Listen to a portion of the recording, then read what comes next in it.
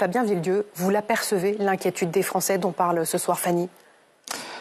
Alors, je ne suis pas persuadé que ce soit sur des histoires de dettes, voilà, et de notation qui aura lieu vendredi.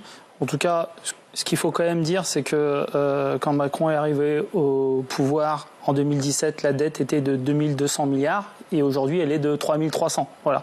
Donc, à un moment donné, je trouve que c'est un peu gros de venir nous faire la leçon, nous culpabiliser en permanence, parce que tout le temps, on nous culpabilise, alors qu'en vrai, la dette a augmenté et je crois que M. Bayrou a voté, ou en tout cas son équipe a voté tous les budgets depuis 7 ans, donc tous ces budgets déficitaires qui feront que la dette a augmenté de 1000 milliards. Donc si c'est si grave que ça, bah, ça fait 7 ans qu'il aurait dû ne pas voter ces budgets. Parce qu'à un moment donné, tu ne peux pas alimenter toi-même le déficit et arriver et nous dire ah bah maintenant le bateau. Je vous interromps parce que je suis en mesure de vous dire le nom du Premier ministre qui devra s'occuper justement de ce budget, c'est Sébastien Lecornu. La CGT Cheminots et Sudrail ont appelé les cheminots à la grève demain. Est-ce que d'abord ce soir vous avez un taux de grévistes?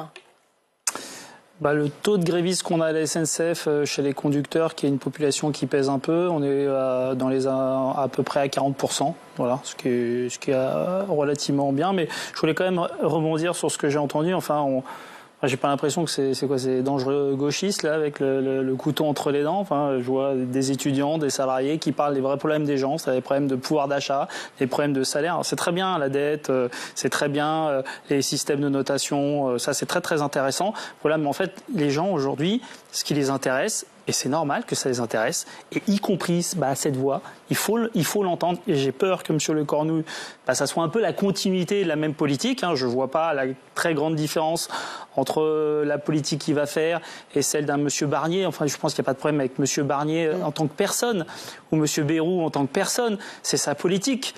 Et cette politique qui vise toujours à serrer la ceinture des plus pauvres de ce pays, à toujours raboter sur le service public, sauf l'armée. Voilà, parce qu'il y a un seul budget qui augmente, c'est celui de l'armée. Mais à quel moment on demande aux citoyens? À quel moment on demande aux citoyens? Est-ce que vous pensez qu'il faut se serrer la ceinture, surtout sur le ferroviaire, sur le service public, sur les hôpitaux, sur l'éducation nationale, sauf sur l'armée? À quel moment on pose la question aux gens? Voilà, donc à un moment donné, moi je pense c'est bien j'ai l'impression qu'il y a une petite opération de stigmatisation, on verra demain, je pense que ça va très bien se passer demain, je pense qu'il y aura des manifestations, peut-être qu'il y aura des actions symboliques, mais bon, l'action symbolique c'est pas très grave non plus, il y aura aussi le blocage via la grève qui est un droit constitutionnel et je pense que c'est plutôt bien que demain il y a du monde parce que j'ai peur qu'il ait exactement la même politique que les différents gouvernements.